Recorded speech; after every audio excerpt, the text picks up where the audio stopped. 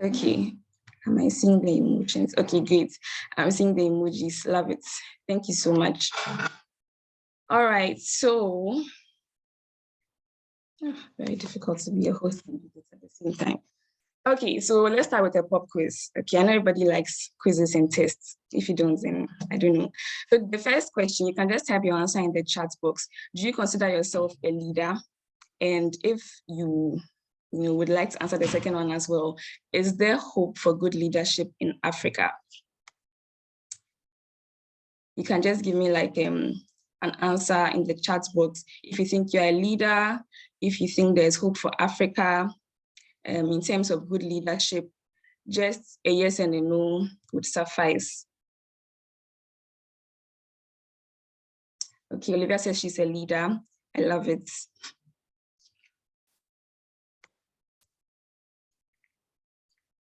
Yeah, everyone is responsible for leading their own lives. Very true. Okay, so I'm getting lots of yeses for both questions. There's hope. It will take a while. If you also think there's no hope for Africa, you can feel free to say it. I'm sure a bunch of us might have that of that opinion. So hopefully by the end of the discussion, we maybe change our minds. If we don't change our minds, maybe we just have a new perspective on the whole idea of good leadership and the hope for good leadership in Africa. So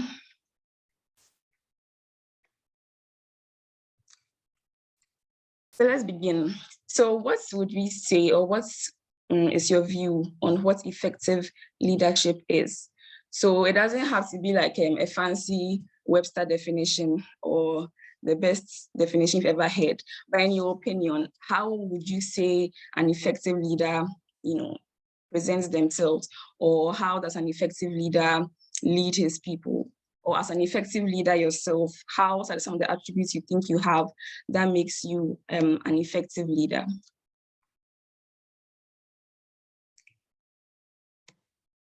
Anybody?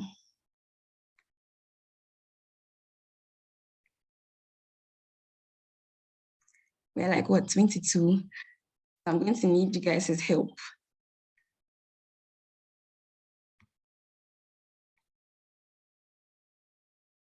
Or you can write it in the chat box as well if you don't want to talk.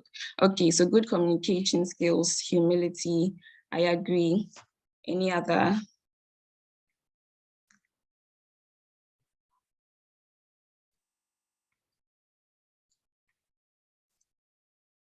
Should have vision. I agree with that too.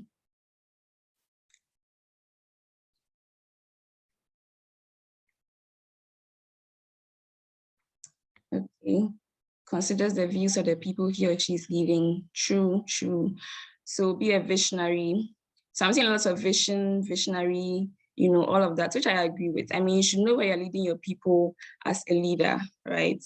Olivia, sure, you can go ahead and unmute yourself. Thank you.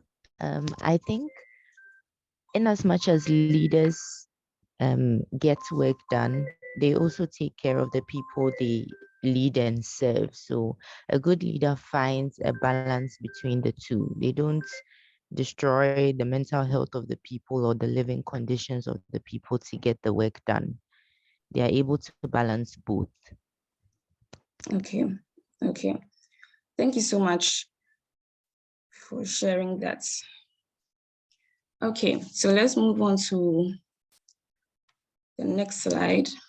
So here are a few points I put down as what a good leader or an effective leader looks like. So I think we've already mentioned a few of them. The leader has to have the people's needs as their focus. Like we said, like we should be a visionary. The leader should lead by example. It's very difficult sometimes to follow someone who is not practicing what they preach. So to speak. So if you are a leader, if you're an effective leader, one of the things I believe that we've been taught so far on our journey is that you should be an example that you want the people to follow. So you don't say one thing and do another. You don't preach one thing and then do a complete opposite thing. So then the next thing is that the leader should be improving him or herself with time and knowledge. So we'll see how this plays out in a few examples below about how exposure to knowledge and evolving of time and the different stuff we are exposed to should be able to shape the leaders' behavior, shape the leaders' decisions, and affect how they lead. You shouldn't be leading the same way you do in, say, 2022, like you did in the 1800s. There has to be a change with time and with knowledge.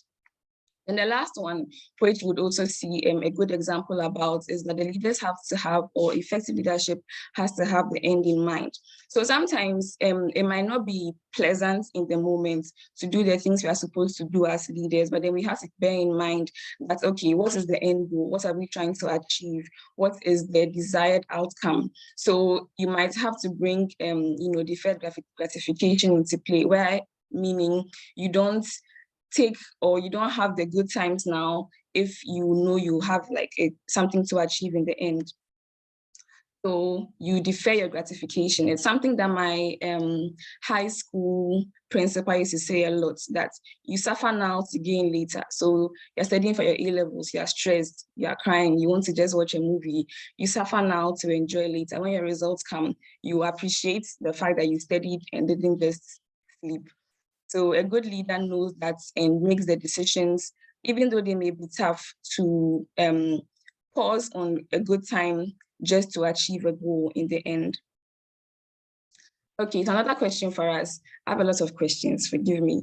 So the thought of having a leader who, has all these qualities, has all these attributes, does it mean that like we have to look for a perfect leader? Does it mean that as Africans, as Ghanaians, we need to look for a leader that is stellar, perfect in all they do? Have we had such a leader?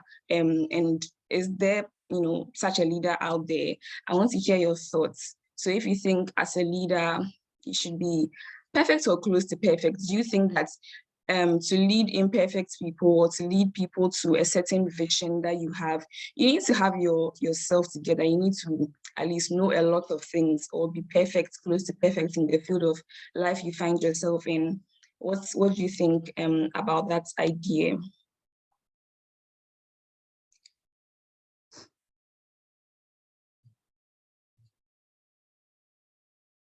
Someone says that democracy is hardly the ideal context for the perfect leader to perform in. Can you please give us some more thoughts on your idea about democracy not being a good field for someone to be perfect in? If you don't mind unmuting yourself and giving us a bit of insights.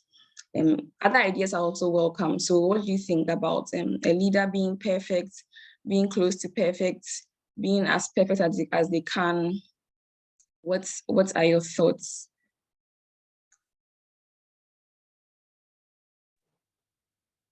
Can everyone hear me? Yeah.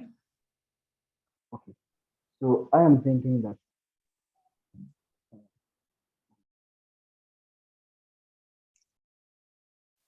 Oh, I can't hear anymore. Okay, Olivia, I see your hand is up. Maybe as the next person tries to get their mic. Okay, thank you. I don't think it's possible to be a perfect leader, but at least the core morals of the role you are in, you should try your best to fulfill them. If you're a pastor, don't sleep with your congregation, don't rob the church, things like that. And aside that, the other nuances, you can't control them. So, for example, I had a primary school teacher. He was the headmaster and he was Jewish. And whenever they had their Jewish celebrations, he would involve the whole school in it. He would come in his nice Jewish cap and everything. And I didn't mind. But then I know a lot of people had an issue with it. So for that, someone would say he's a very imperfect leader because maybe he's forcing his religion on the school. So nuances like that, I don't think those things can be controlled. But as a leader, the main things you're supposed to do, aside that, he did everything he was supposed to do and even went above and beyond. We used to have swimming lessons, and he would personally reward those who were deemed good swimmers for the week. Yeah. So he was a great leader to me. But then with the little things that and spellbound. There was no rule book at the time. Right now there might be, but at the time there was no rule book that said he can't share his religion with us. Those things may go against him. So in that sense, you can't have a perfect leader, but in the reality of perfection to me is just doing what you're supposed to do and not getting yourself in trouble. Okay, that's good. So someone mentioned in the chat box that who defines perfection, and what really is perfection, which I think is something to consider, because when it comes to the example you gave, so he was a very good leader, doing what he had to do, but to other people he might have been far below the mark. So would we say sometimes that the people determine whether a leader is good, or is a leader good in and of himself? Like, can we say we have a president who is doing all the things he has to do, and is moving the nation forward, but then is the people he's leading who will determine that he's doing a good job, or that just as a leader you can do a good job, on your own? So that's something we can consider. Someone also mentioned that there's no such thing as being a perfect leader. The person who does his best with the resources they have and brings good results. The best leader is accountable and not perfect. So I agree with everything you said. Truly, there's nothing. I don't think perfection is, like one person said, is something that can be, become a rule of thumb, or something that we can make to fit all people. To you, perfection may be different from what perfection is to me. So it can vary, but in and of itself, as a leader, if you are achieving your goals, if you are being selfless, if you are moving your team forward towards, the vision you have, and not being strange with the way you handle resources, and I know you understand what I mean by strange. But then being a good leader is down to achieving your goals. So, and achieving your goals in a good and moral way, because we'll see later down the line that there were some leaders who achieved the goals that they had in mind, but not in the best way, and it still ended up in a lot of chaos. So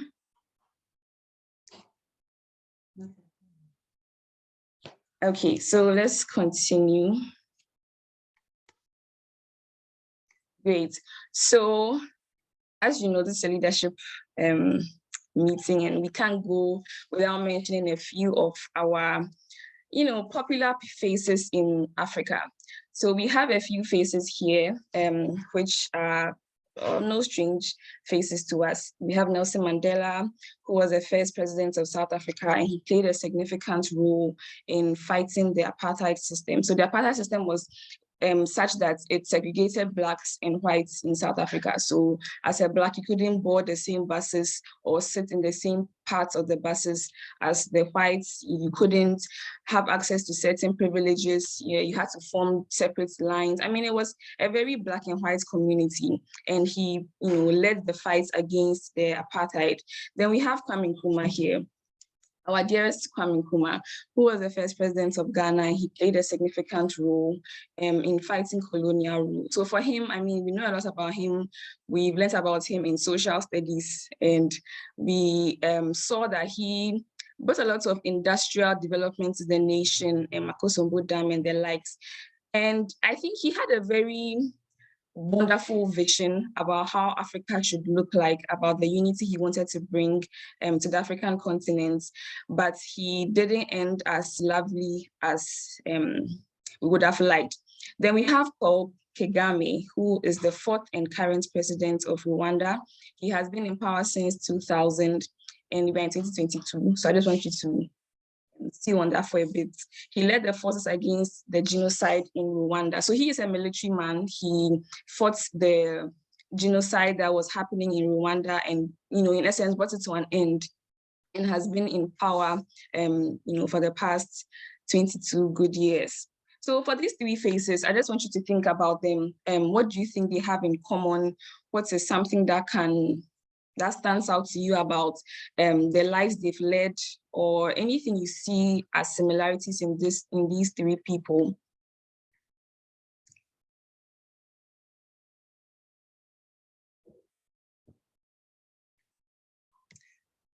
Alrighty, anyone, any similarities between these people that we can identify. It doesn't have to be, too factual, but just from, a first glance. Okay, Olivia. Thank you. I think if anything, all three of them were courageous and they had the guts to actually carry on their ideas and propose it to others. Because I don't think the ideas they had were ideas nobody in their community was thinking or nothing anyone wanted. Otherwise, people wouldn't have gone along with them. But then they had the guts to actually see it through. Great, that's true. Okay. Anyone else? Hello.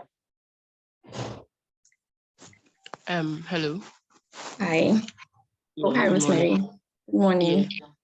Good morning. So I think I was about to type something, but let me say, I think they were all of the people and they were all from the people, like among the people, and then they were loved by the people at a certain point in their lives of their leadership until they weren't, or until things turned against them. I think they were bold people and they wanted their visions to be implemented in as much as went against certain principles or certain beliefs that the people wanted. If you take Kwame Nkrumah, for instance, he was all like the people loved him.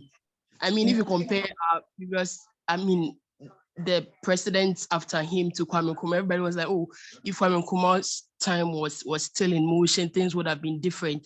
I realize with each president that comes, they compare the president to the previous president. I realize that it got worse after Kwame Nkrumah. And then maybe his ways were not perfect as a human being, as a leader. He perhaps listened to the people more, but then he had his own flaws, which the people didn't like. And take the Rwanda president, for instance, ruling for a long time, like from 1992 or whenever he ruled, is quite an autonomous or an autocratic rule. But then I think if the people wanted to rebel or they wanted to get him out, they would. But then I don't know if it's working for them. But then these are some of the things that, I think that's around these leaders. They were bold. They wanted their visions to be implemented, but then they also had flaws one way or the other. Thank you. Yeah, great. I'm really glad that you mentioned that they had flaws. So that's one thing I want to highlight as I'm talking about if there's a perfect leader and seeing these people who are considered like giants in African leadership. And they are just normal people who decided to take up the mantle to change the situations they had in their countries, albeit not being perfect people.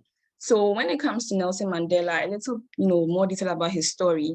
He basically trained as a lawyer. He was raised sort of privileged, if we would say. He was, out of a royal family, not royal family in the sense that, like, he had servants at his beck and call, but he was the son of a chief, which is something. And he studied in, the good universities that were available to Black people in the time. And when it got to the point where he wanted to fight for the freedom of the Blacks in South Africa, he went with the peaceful route. He decided to, negotiate with the whites in power, talk about, the importance of blending the society, and he went with the most peaceful route he knew how.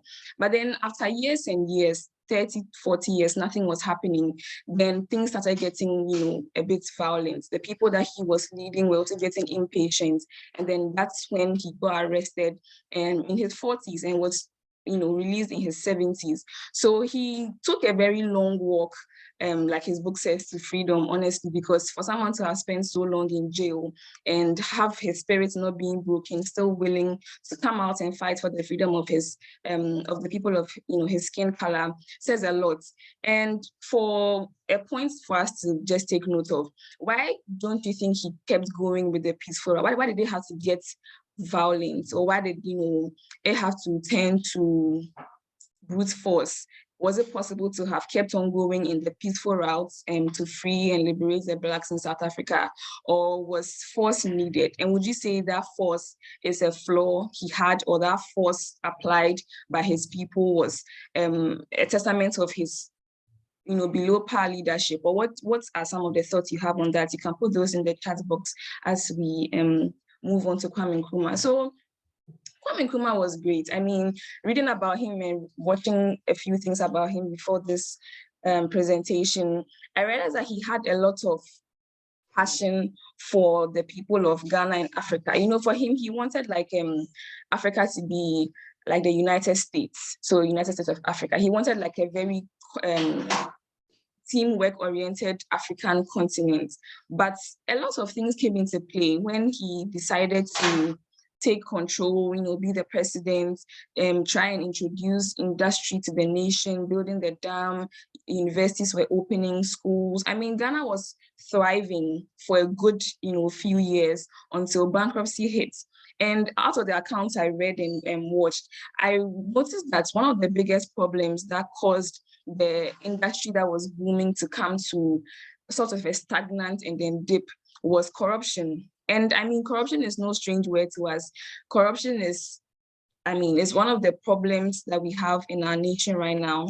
And it was amazing to me that I didn't start today, or it didn't start with like the past two presidents. It's been there for a very long time. The foreigners realized that in the industrial boom of the nation, the team members, the ministers, people who were under Nkrumah, who were giving out contracts to people to come and build, to come and establish, to come and do ABC, to cause the industry to boom. We're now pocketing and taking bribes to award contracts to people who did not have the adequate resources, or people who had, things that were not fit for our climate and all sorts of things.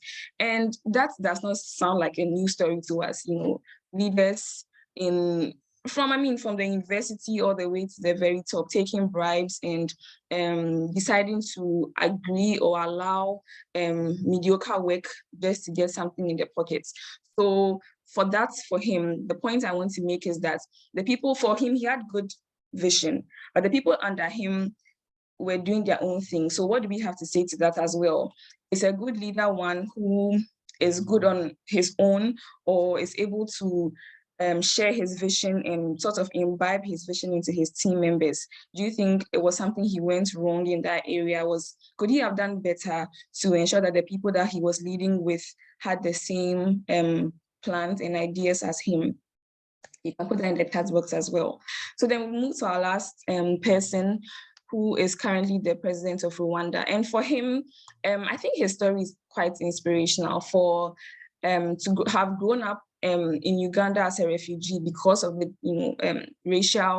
the civil injustice that was going on in his country. He grew up as a Tutsi, and Tutsis were being killed left, right, and center. So he was raised in a nearby country, went to school and grew up to become a military person. Then he came back to his nation to stop the craziness that was going on.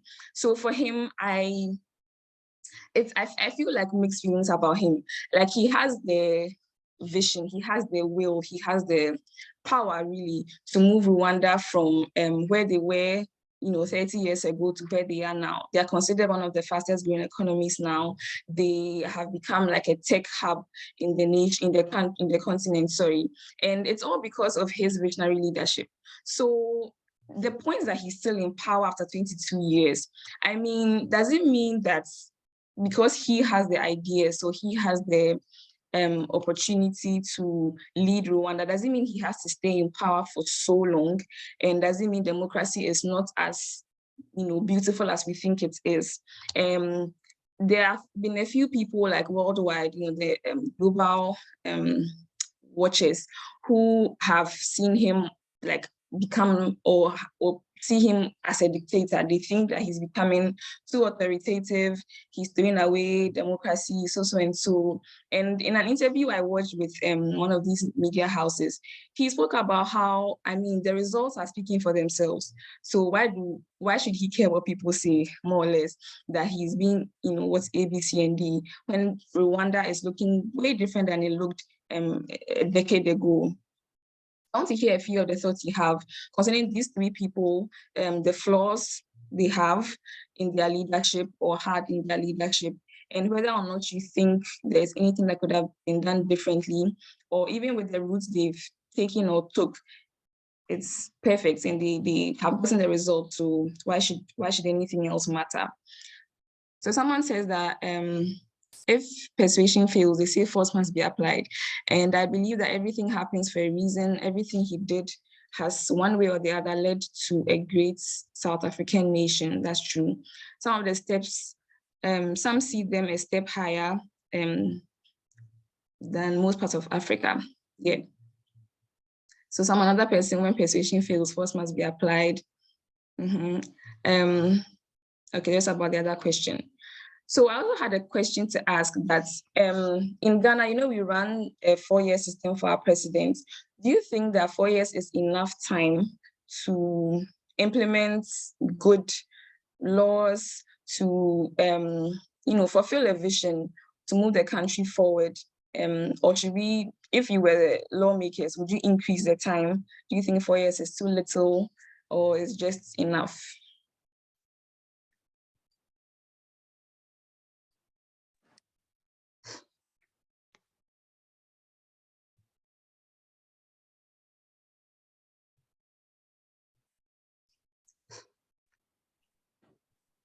Are we supposed to speak?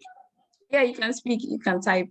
So I'm all ears. Yeah, so to me, I think 4 years is not enough, but then I can't trust a president to be in power more than 8 years because, as you said, the mentality of the people is not right. I would prefer that maybe probably you can do more than that, but then after 4 years, we vote if we still want you. In the sense that you might be going, you'll be going for 8 years. That's what I'm thinking. You'll be going for 8 years, but then after 4 years, we'll vote whether we want you or not. It's not going to be like what's the name? The way other political parties will come into play. It's really going to be for the president. Yeah, okay. That's it. Okay, so if that's the case, I feel like that's what we have currently. So a person comes into power and they only get to do 2 terms, unfortunately. But then if we are satisfied with the way they've worked, we either vote them out or vote them in.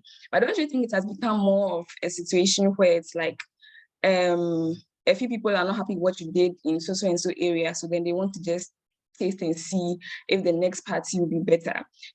Should it be the case where maybe it's a rule that it's more than 4 years, like flat, say 6 years, then we vote?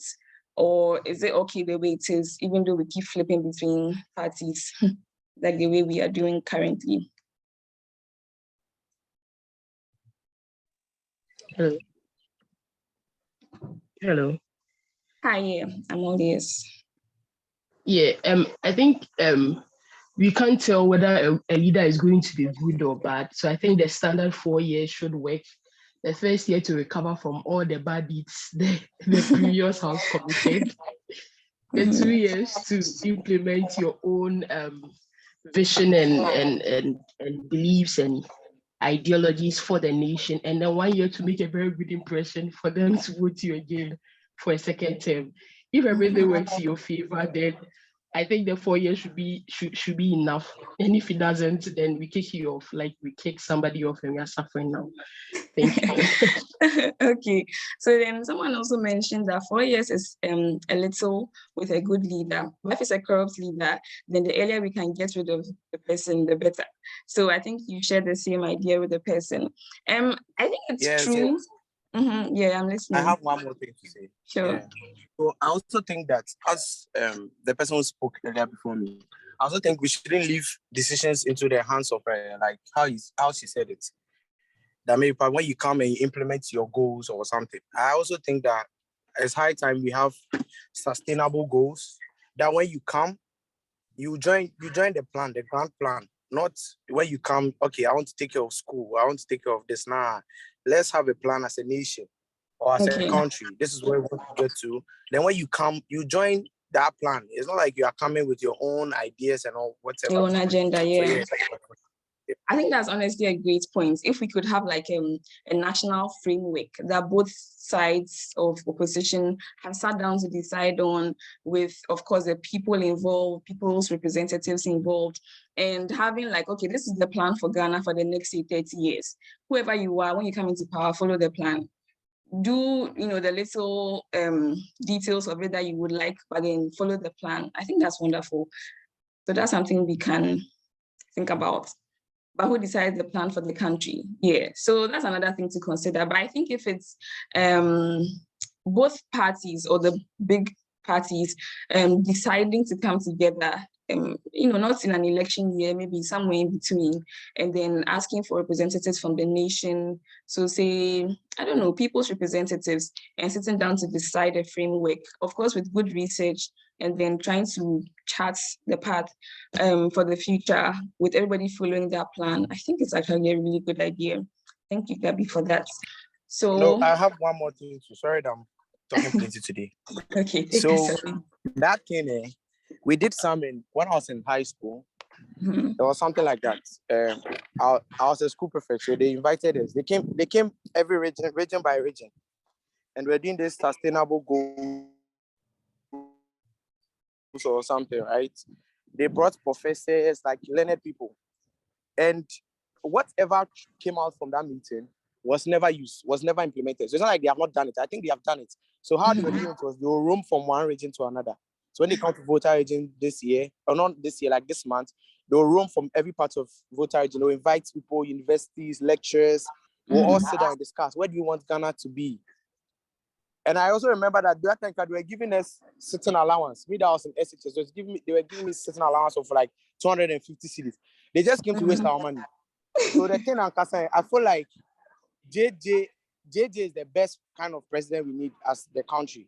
Come and impose on us, and don't let anybody say something. That's all. I think. So I think that you truly believe in if persuasion fails, truly force should be applied. Okay, so thank you for sharing your views. So let's continue. We've already mentioned what they have in common. Let's just go through them. So first of all, they're all African, quite clear. They all had big dreams for their nations. They took action, made significant change, and they were not perfect. So we've gone on about that discussion. So here's another person for us to just think about. And we may not have heard too much about him because of the part of the world we find ourselves in. But if anyone has an idea, I know the fellows will know who this is, but you can just type his name in the chat box in like 3 seconds. Just keep it in your head, but we have to move on. So this is Lee Kuan Yew. So he was a Singaporean leader who joined as a lawyer, and he served as the first prime minister of Singapore between these years. And he wrote a very inspirational book that we read as part of our course in CLP. And it was about a story of how he moved Singapore from a third world nation to a first, of course, with help, but he was the man at the top. And I don't know, everybody should like read that book because it's crazy the amount of change he was able to bring to Singapore. They were under British rule, like us, they broke free, got independence. And unlike us that took a turn, for the left, they took a turn and have been rising ever since. So for him, it's like the question is, what made him different? Why is the story of Singapore different from that of Ghana or the rest of Africa? And there are a few things that came to mind when reading his book and then seeing the stuff he did. So he was a person who was very teamwork oriented. I don't know if it's like an Asian trait, or how they are very family oriented, like the society before self and all that. I don't know if that played into the reason for their success, but there was nothing like me. It was always a we, always like, how do we do this? How do we move forward? How do we move Singapore forward? And whether it was the judiciary or education or health, like he was involved, and he was very well read, very learned. He did not let things slip, from him. Even though he was a lawyer, he was, having conversations with engineers, having conversations with people in education, with, council leaders, and areas that were not his field particularly. He took the time and the burden to learn about those areas and to know what can be done to make those areas better. So it brought to mind the importance of a leader being a reader or a learner, because it can become very difficult. Sometimes I sympathize with our leaders at the top. Maybe you are a doctor like myself, and you don't necessarily have so much knowledge in the field of engineering or the field of making roads or building schools or all these things that are needed for a nation to progress, but you are in charge. So then how do you go around that? And that's one thing we can learn from Lee Kuan Yew. He would not allow a project in whichever sector of society pass without him having to like read about it, scrutinize it, have conversations about it, speak to the important people about it, and be involved in whatever was going on. So that's one thing we can take away from him. He was stellar effective leader, in my opinion. I mean, the results speak for themselves. So if we are to be leaders in the spaces of life we find ourselves in, wherever God has called us to be, we must commit to learning. You can't be a leader and not learn. You can't be a leader and decide to stay in your bubble or only know what you know and then leave it at that. Because people looking up to you, people wanting you to help to make, things better in the nation or in the field of life you find yourself in, would need you to know about the problems they are facing, would need you to know about the solutions that they are available to them, and then lead the front to bring those solutions into fruition. So we have to quickly move on to the opposites. So this part is like a very interesting part for me, because I learned a lot of stories that were mind-blowing. So what would you say is an ineffective leader? I think this one is straightforward. It's like the opposites of an effective leader, right? So you can just put the your ideas in the chat box, what an ineffective leader is, as we move straight along. So if you would notice, it's basically the reverse of what an effective leader is. So such leaders don't have the people's needs as their focus. Such leaders are not examples. They do the negative thing, but then hope the people do the positive thing. They go on hopes and vibes and wishes, hoping that things will be good without actually putting in the work to be an exemplary leader. Such leaders do not improve with time and knowledge. Such leaders are willing to rule the same way they did 100 years ago and apply those same tactics to today, which would not work. Then the last thing is that such leaders do not have the end in mind. So they're looking for quick fixes. They do very little research, and instead of deferred gratification, they are looking for instant gratification. So let's have a few examples of people that we might have seen in the continent about their leadership style and how things went for them. So this is Robert Mugabe. I think he's a very popular name. Lots of videos circulating about his very charismatic views. He was the second president of Zimbabwe. He was in power from 1987 to 2007. So the math gurus, you can just quickly type how long that is. And in the end, he was kicked out by a coup that his own party members started.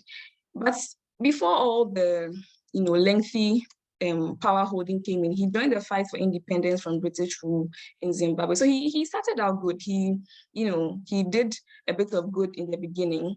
Then again, at the end or during his term, he encouraged violence and very dominant rule, and economic mismanagement and corruption were what marked his leadership. So very, below the belt accolades. He wasn't the great leader that everybody would have needed him to be. He held on to power for way too long. And for him, what I noticed was that he wasn't willing to change his leadership styles with time and knowledge. So like we mentioned, he was just going with the flow, and because he had power, he was able to do his will. So this is Mr. Charles Taylor, and I'm not sure if we know him. If you do know him, you can just like put an emoji in the chat box. But he was a second president of Liberia. He ruled from 1997 to 2003, and he was a warlord, actually. He led the first Liberian Civil War, and the second Civil War was also because of him. He has currently been in prison for 50 years for crimes against humanity, and that was in 2012. So for him, I mean, he's still alive, he's still in jail because of all the crimes he committed. So for him, his story is particularly interesting. So he, also grew up, he wasn't poor, he studied in Bentley, in the US. He came back to Liberia to work under the government of then President Samuel Doe. And he was in government, doing what he had to do. And then he was, removed from power because he was embezzling funds and, doing corrupt things. Then he was imprisoned. His story is actually really, really weird. He was imprisoned, and then he broke out of prison. He, escaped from jail, house for how, I don't know. He came back to Africa and then trained in Libya to be basically a rebel. And then when he was prepared and ready, he went back to Liberia, where he had been sacked from government, to start a civil war. So for him, it's a very tragic story, really, because he went back to fight the president and also executed this president who removed him from government because of his corrupt practices. And I mean, as someone who could do that, you can imagine how his leadership went. It was very terrible time for Liberia. And in the end, he was removed because of international pressure, and then convicted of all the crimes he committed, and is currently serving 50 years in prison. So, I mean, these examples are not shiny examples, but then they give us like an idea of what selfish, ineffective leadership can do. And the devastation they bring to their nations is bigger than themselves. So you may think you are doing something small or trying to follow your plan in essence, but then you are ruining, the stuff that have been put in your hands to lead. So for these two people, just take home message about them. Not very great leaders, but we can still learn something from their rule. Okay, I'm not going to read what somebody puts in the chat box. Okay, let's move on. So let's have a mid-presentation quiz, very short quiz. So the first thing is, what stops ineffective leaders from delivering their promises? And then, what kind of leaders does Africa need?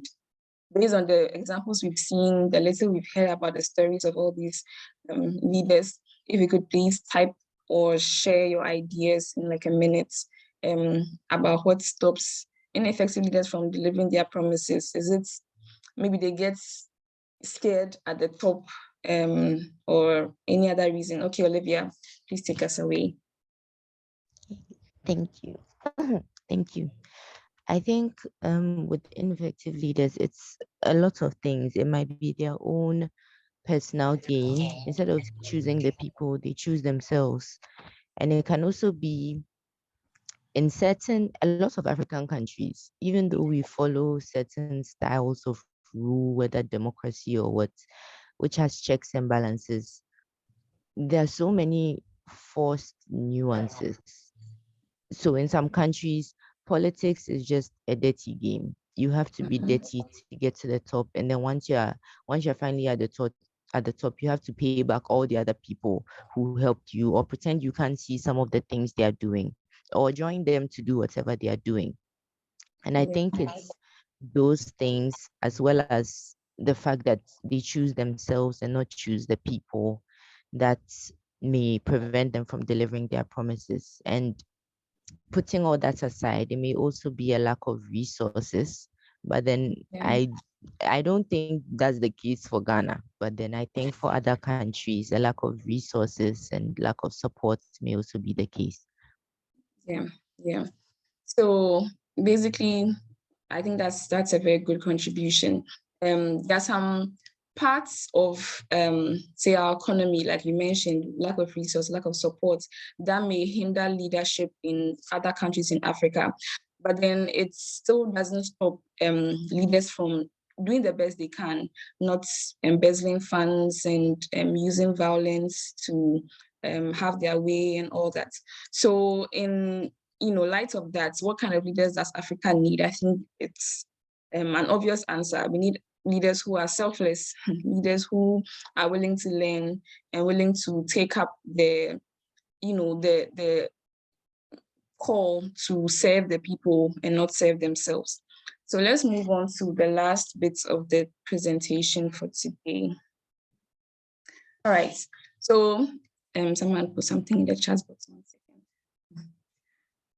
second. Okay, so we are Christians, of course. I think a majority of us are Christians, and CLP is a Christian-based course.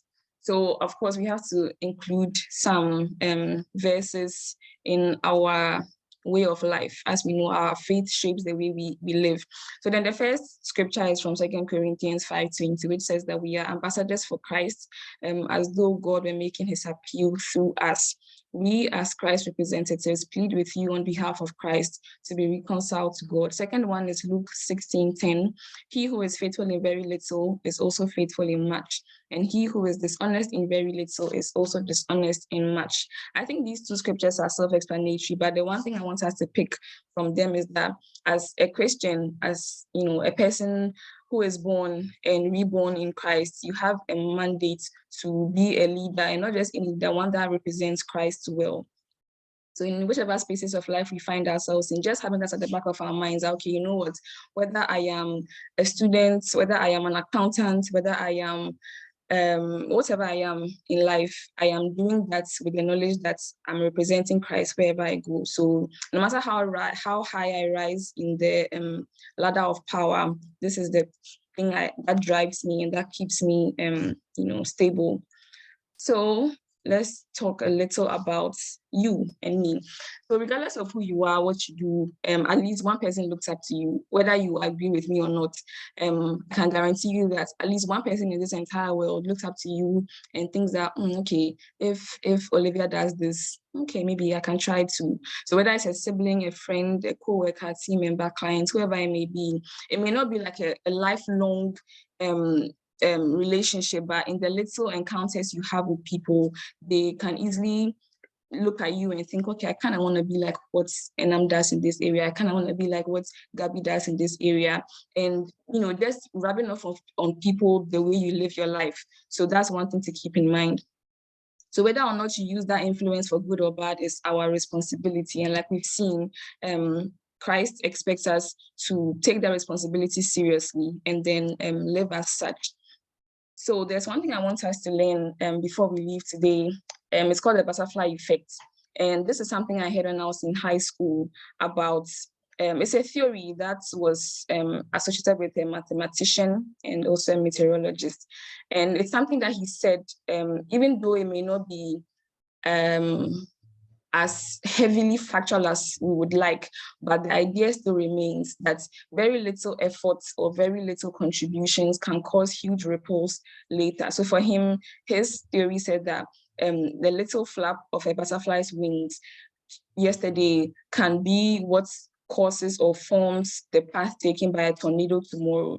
Crazy, I know. So a butterfly and then a tornado, like look at these two things, such a small thing, but causing huge effects. So just to say that the little effects or the little efforts or contributions that you make in your little corner of the world can affect and change a lot of things tomorrow that you may not even know about, that God may be even using you to change that you haven't been privy to yet. So the butterfly effect is something that I really like, because it just reminds me that, okay, the little effort I do today can cause big changes tomorrow. So in our bid to become good leaders in Africa, in our spaces, in our world, where can we start? So it starts in the mind, which is, like the best place to start, right? So starting with how we view our world, and I put our world in italics and bold because when I say our world or your world, I don't mean like the globe or the earth, which is great if that's what your world is. But then say my world is the consulting room, or my world is in the hospital, my world is in my home, your world may be on site or in the office or wherever you find yourself. So how you view your world would affect how you contribute to it. So I just want to ask you this question, just to think about how do you view your world? Is it a world you think you can contribute to? Is there a world you think has problems that you can solve or suggest solutions to? Is it a world that you can affect people based on how you live your life for their lives to be better? So just to think about those things. So what can you do in your world? What problem can you solve? If you think of a single person, just one person, I mean, just right now, think of one person that you think you affect them by the way you live your life. And then decide that, okay, what small thing can I do to affect the people that are looking up to me? Are there problems in the hospital that you think you can solve? Are there problems at the site you think you can solve? Are there problems in your office you think you can solve? And it may not be like a solution that you can do today or tomorrow, but then looking at the long term, what is your end goal? Like we already mentioned, that good leaders have the end in mind, they have the end goal in mind. So if it is a mindset change you need, then you do it. If it is a character change you need, then you do it. If it is I don't know, like something that you have to do with your hands to cause change tomorrow, then you do so. But just always remember that your contribution is not nothing. Your contribution is causing ripples tomorrow. So don't hold back if you can contribute. So here are a few people I want us to talk a little about. This is from my world, the people that have affected my world, and that I want to share with you. So the first picture here are my principals from high school. So this is Mr. and Mrs. Samuel and Florence Ejipong. They started Alpha Beta, which is the high school I attended, in 1988. Ages ago, and they are committed to education. They are committed to discipline and Christian foundations. So they have shaped my world in how they contributed to their world. Second person is Mrs. Irama Bening. So for her, we call her Auntie Irama. She is the programs manager at CLP. And I mean, those who know her know that you have to be disciplined. You have to have a goal in mind and work towards that goal, no matter how uncomfortable it may be. And she is an inspiration to me. So she is someone who is dedicated to youth development, and she's a teacher, she's an author. She's basically everything in CLP, and her contribution to her world has affected my world. So, I mean, her efforts are invaluable. This is Professor Inkum. He is also a faculty member at CLP. He is my pastor. He is the head pastor at ICGC Eagles Temple in Kumasi. He's also a lecturer in the development, in the planning faculty at KNUST. He's dedicated to fatherhood. I mean, one of the fathers that I've gotten in my journey of life is him. He is phenomenal, and because of the decision he took to be a leader in the space he found himself in, he has made my life better. This is my good friend, Dr. Lydia Nkansa, and she is, I mean, how can I describe it? She's like the powerhouse. When we were in medical school, she was the group leader for our study group for 6 good years, which was no small feat, because there were days that we were tired, lazy. I mean, she was even tired and, it's like this sometimes, but then she would always make sure we got the job done. So because of her dedication to her space, she has affected my life positively. I mean, I'm done with school now, and I couldn't have done it without her efforts. This person here is Mrs. Valerie Lawson. She's a makeup artist, and she's currently a lecturer at the London College of Fashion, and she's phenomenal in the craft that she has committed herself to. And I really love makeup, for anyone who knows, and she's one of the people that really inspires me. She said yes to her call to be a makeup artist, and she's doing amazing things. She's a founder of CVL Beauty. She has, representative presence in Ghana for Maybelline, which is a huge makeup company. And I mean, she's just all around amazing. And this last person here is my dad. So my dad he's the best. He is a procurement consultant. He is also active in church at the Love Family Temple in ICGC. And he is basically committed to all things humility and support. He is like the best father anyone could ask for. And because of his commitment to being a leader in his space, I am extremely affected and positively. by his work. So just a few things before we wrap up. How can our generation be different? So we need to start with a mindset change. We need to learn from our predecessors, and we need to observe our world. We need to know and be self-conscious about the things around us, and how we can affect those things. We need to decide how to positively contribute and stick to that decision.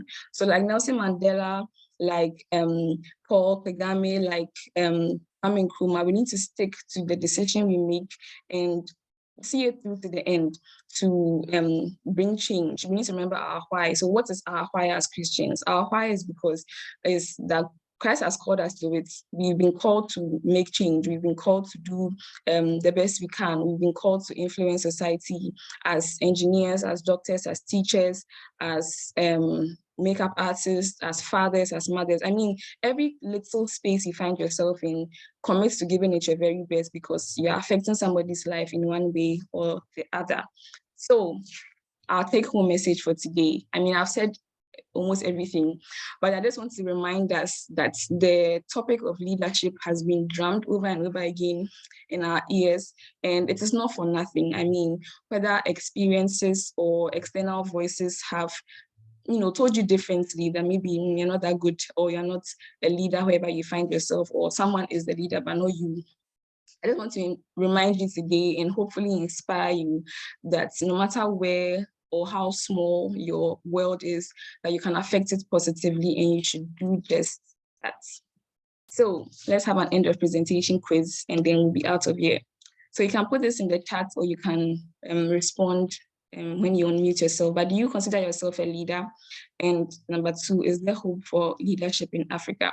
So yes or no, yes or no, yes or no.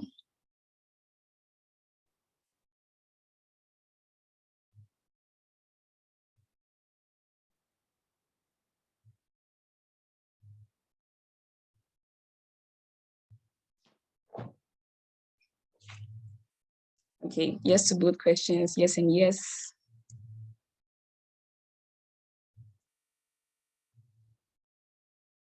I wonder if anybody will say no. Yes and yes, yes to both questions, yes and yes. Love it. Okay, so I'm glad, yes and no. I'm glad that at least a majority of us think yes. For those of us who think no, I mean, hopefully you can look around and see how you can affect your world, even if it's not waiting for someone else to do it. And you being the person to do it is also a good option. So if anyone would like to share anything that maybe I can learn from in like 2 minutes before we close, or if not, this will bring us to the end of our presentation. And I'd like to thank everyone for attending, for waiting for the little time that it took to start the meeting, and for answering questions, for contributing, just for being here. I'm so grateful. You have no idea. I was scared it would just be like 2 people, my sister and I. So I'm very grateful for everyone being here. I really appreciate it. So this would end. What did I do? Okay. So anything anyone wants to say, any contributions? If not, I'll just say the closing prayer and then we'll be out of here. Hello. Hi. Yeah, I just wanted to say that thank you very much for this presentation. God bless you. And I think we talked about mindsets, and I think we having the mindset that there's hope for Africa as part of building Africa. So yeah, that's what I wanted to say. Great, thank you. Thank you so much for sharing that. True, mindset is everything. Yeah, How we view our world. so Yeah, Gabby. on behalf of myself and Enam Heletsi, we say thank you for teaching us today that maybe there might be hope for Africa. So we'll keep on praying. Thank you. Thank you too. Okay. All right, so let's take the closing prayer. Lord Jesus, we are grateful to you today for all you have done. Thank you for being with us today, for helping us to see a few things in a different light. We thank you that you have reminded us that we are leaders in our spaces. You have called us to different parts of society, and we ask that you give us the grace and the strength to represent you properly everywhere we go. In Jesus' name, amen. Amen. But the Africa, we are for level. Gabby, please. Gabby, Okay. let's be serious. Gabby, let's be serious. Oh, but Africa, you pour off for left. I tell you, you. It's okay, please. We've closed. Okay, so you can feel free to leave and then have an amazing day. We don't want to leave. No FI, no drinks, no refreshments. Oh. Where do I have to stop recording so this doesn't get added today?